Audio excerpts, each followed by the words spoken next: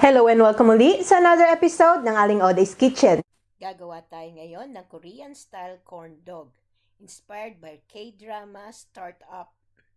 And here are the following ingredients.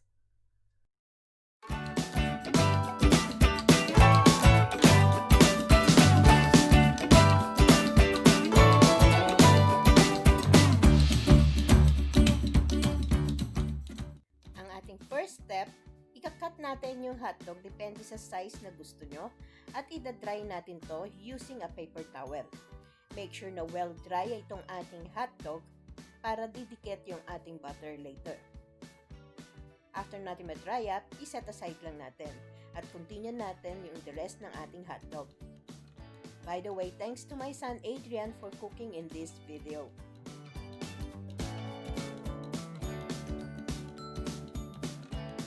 Then, ang next step, yung ating stick, itutusukin natin yung hotdog hanggang doon sa dulo.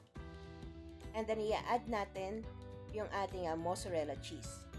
Kung walang mozzarella cheese, pwede ding cheddar cheese. Then, we will set this aside. Continue natin ang procedure. And then, dito sa ating bowl, i-add natin yung 1 cup ng all-purpose flour.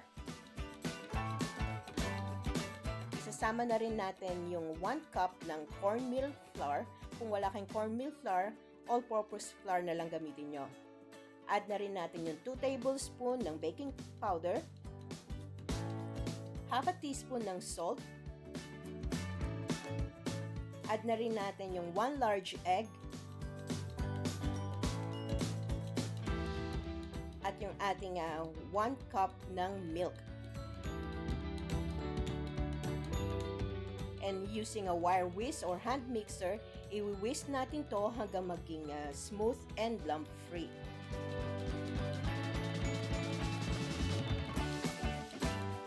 Kapag ganitong smooth na yung ating butter, i-transfer lang natin sa isang malaking glass.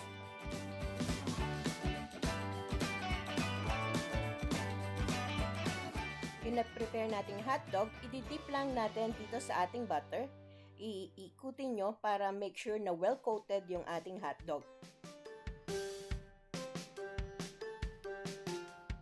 And then, i-coat natin to ng Panko Breadcrumbs. Make sure na ipack nyo yung inyong breadcrumbs.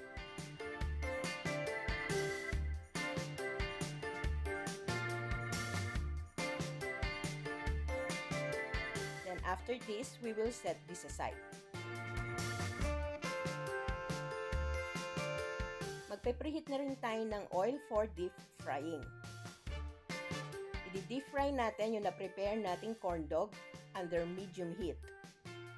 Maybe 1 to 2 sticks, depende sa laki ng inyong saucepan.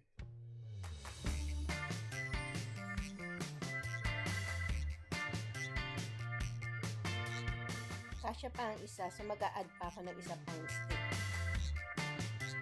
And then, pagka brown na yung isang side, ikutin nyo lang para maluto naman yung kabilang side. Then, transfer lang natin sa isang plate lined with paper towel.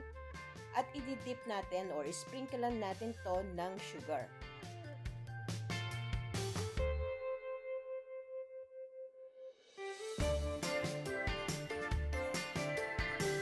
And look at the gooiness of mozzarella cheese. Yummy and crispy. We can also serve this with ketchup or mustard. And there you have it, our Korean-style corn dog, inspired by Korean drama startup.